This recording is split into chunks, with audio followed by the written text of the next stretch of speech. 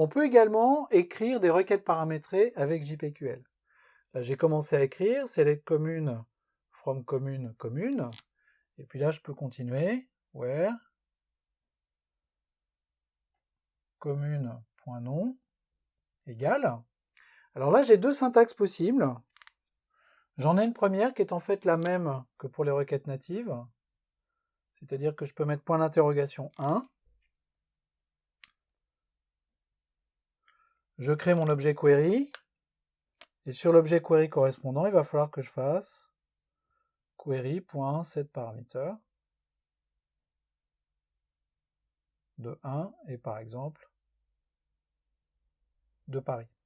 Ça, c'est la première possibilité. Mais j'en ai une deuxième qui est plus sympathique, parce qu'on peut moins se tromper avec.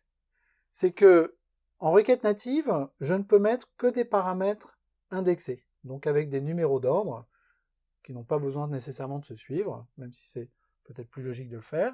Avec JPQL, je peux mettre des paramètres nommés. Donc par exemple ici, dans ma chaîne JPQL, plutôt que point d'interrogation 1, je vais mettre 2 points non. Et non, ça devient le nom de mon paramètre nommé.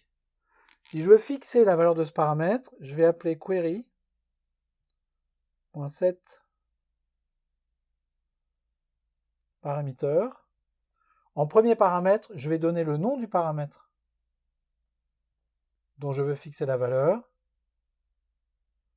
Et en deuxième paramètre, évidemment, la valeur de ce paramètre. L'avantage principal de ces requêtes paramétrées dans lesquelles les paramètres sont nommés, c'est tout simplement qu'on a moins de chances de se tromper. Quand je lis ce code, je vois tout de suite que c'est bien le paramètre nom qui va prendre la valeur Paris. Si je passe juste 1, je peux me retrouver plus facilement dans une situation où je vais mélanger mes index. Donc ça, c'est le premier petit raffinement de JPQL versus le SQL classique, la possibilité d'avoir des requêtes paramétrées dans lesquelles les paramètres ont des noms.